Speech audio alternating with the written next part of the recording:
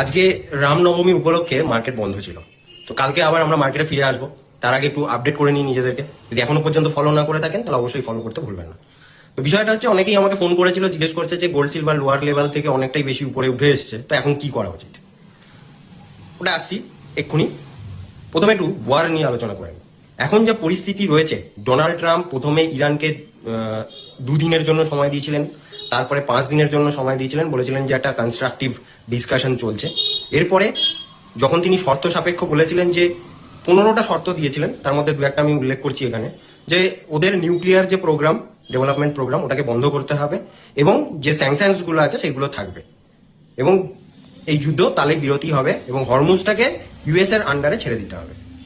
তো এটা হচ্ছে মেন ব্যাপার। সেখানে ইরানের যেটা রয়েছে, সেটা ইরান পুরো এটাকে রিজেক্ট করে দিয়েছে, এবং এই পিস ডিলের পরিবর্তে তারা আরেকটাও ইরান শর্ত পাঠিয়েছে যে এইগুলো আমরা কিছুই করতে পারবো না। উল্টে তারা বলেছে যে আমাদের এই যে নিউক্লিয়ার প্রোগ্রামটা চলছে এটা চলতে দিতে হবে, ব্যালিস্টিক মিসাইল আমাদের তৈরি করতে দিতে হবে, এবং হরমুজ আমাদের আওতায় থাকবে, আমরাই ওটাকে মেনটেন করব। তো এখন যে পরিস্থিতি বলছে, তাতে গিয়ে এইগুলো কখনোই ইউএস মেনে নেওয়ার মতো নয়।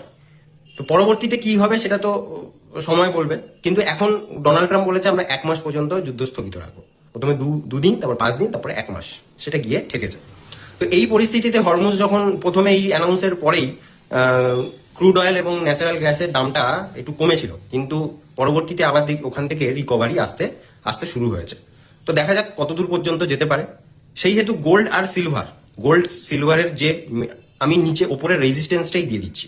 রেজিস্ট্যান্সটা যেটা হচ্ছে গোল্ডের ক্ষেত্রে আমার যা মনে হচ্ছে 1,48,000, মানে 146 অ্যান্ড 148, এটা হচ্ছে মেজর রেজিস্ট্যান্স রয়েছে ইমিডিয়েটলি।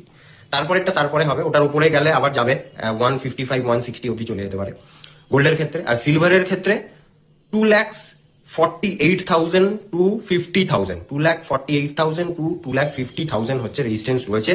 এটার উপরে গেলে আবার 2,60 অব্দি, 60-65 অব্দি চলে যেতে পারে।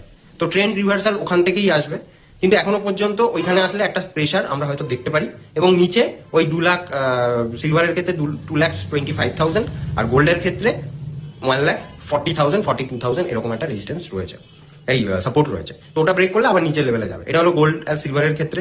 আর নিফটির ক্ষেত্রে, লাস্ট দিনকে আমি আপডেট দিয়েছিলাম যে মার্কেটে যেরকম ভাবে র্যালি এসেছে, 2-3 দিন যে ছুটিটা রয়েছে, মানে কালকের দিনটাই খোলা আছে, আবার স্যাটারডে সানডে ছুটি রয়েছে, সেখানে প্রফিট বুক করার কথা বলেছিলাম, যেটা হাই করেছিল 23,465। তো ওখান থেকেই মার্কেট ক্লোজ হয়েছিল, তখনই বিকেলের দিকে প্রফিট বুকিং এসেছে, এবং মার্কেট ক্লোজ হয়েছে 23,300 এর কাছাকাছি। তো এখন মেজর যে সাপোর্ট লেভেলটা, মানে ইমিডিয়েট সাপোর্ট লেভেলটা আমি ধরবো, সেটা হচ্ছে 23,100 অর 23,050। আর ওপর দিকে যতক্ষণ না পর্যন্ত এই 500, মানে 23,500 ব্রেক করছে, যদি ব্রেক করে তাহলে 23,700 পর্যন্ত ইমিডিয়েটলি যাওয়ার চান্সেস আছে। তো এইটাই হচ্ছে মেন। এরপরে আবার রিভিউ করবো। যদি ভিডিওটা ইনফরমেটিভ লেগে থাকে তাহলে অবশ্যই বন্ধুদের সাথে শেয়ার করতে ভুলবেন না, লাইক করতে ভুলবেন না, আর ইনভেস্ট করতে গেলে আমাকে কল করতে ভুলবেন না। টাটা।